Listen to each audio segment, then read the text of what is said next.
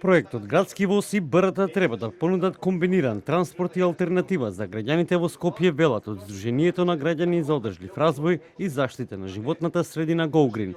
Тие денеска организираат тура за да го прикажат комбинираниот транспорт со автобус и воз. Истата тура е дел од конференцијата Traffic for All Скопје, која има за цел да отвори поширока дебата за иднината на урбаната мобилност во главниот град и можностите за создавање побрз, поефикасен и поодржлив систем на јавен превоз. Кога конечно Скопје не ќе се качат во трамвајот, БРТ или што и да. И тој возот исто е како проект е поздравуван многу често, затоа викам можеби сме скептични затоа што не е само тоа ќе поминува низ Партизанска, ќе го зачуваме зеленилото, останатите мобилни инфраструктурни, тактилни програми може би ни фалат. Стенгел вика во неговата книга градови за луѓе. Значи токму така Скопје треба да е град за луѓе. Со тоа што овдека ние направивме една железна жардинјера, да не може поминуваат луѓето да кратат пензионерите што идат на пазарче, го правиме град за коли. Има видеа од 50-60 години кога почнува да се снима во Македонија како ги прашуваат пензионерите зошто тука кратите. И они кажуваат веќе ми е предалеку ова и ова. И сега, наместо направат решение кај што ќе прават тука пешачки премини, да ги успорат можеби колите, они прават решение како да ги елиминираат луѓето. Значи да правиме градови за коли, а не градови за луѓе.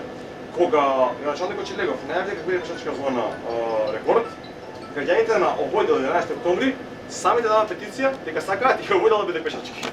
Значи дека жителите сакаат помалце коли, сакаат простор за нив. А градоначалниците за жал го гледаат тоа како губење гласови бидејќи тие што транзитираат. За кој е поважен? Жителот или оној кој што транзитира? Од железници и инфраструктура велат дека градскиот воз е значаен за Скопје преку тоа што ќе воспостави систем на поврзување на градскиот и приградскиот сообраќај, особено со општините.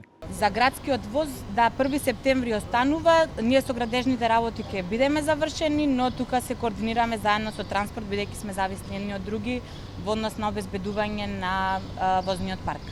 Од македонски железници велат дека железницата е најбрз и најмасовен превоз и дека идејата за градски превоз ќе придонесе за побрз трансфер на луѓето од една до друга страна во градот Скопје од 1 септември. Од 1 септември ќе има зависно од периодот. Значи во утринските часови ќе бидат 2, а понатака ќе биде само по 1, се додека не се комплетираме ние со возните средства, инаку колку што знам, Ивана, 18 паравозови треба да бидат.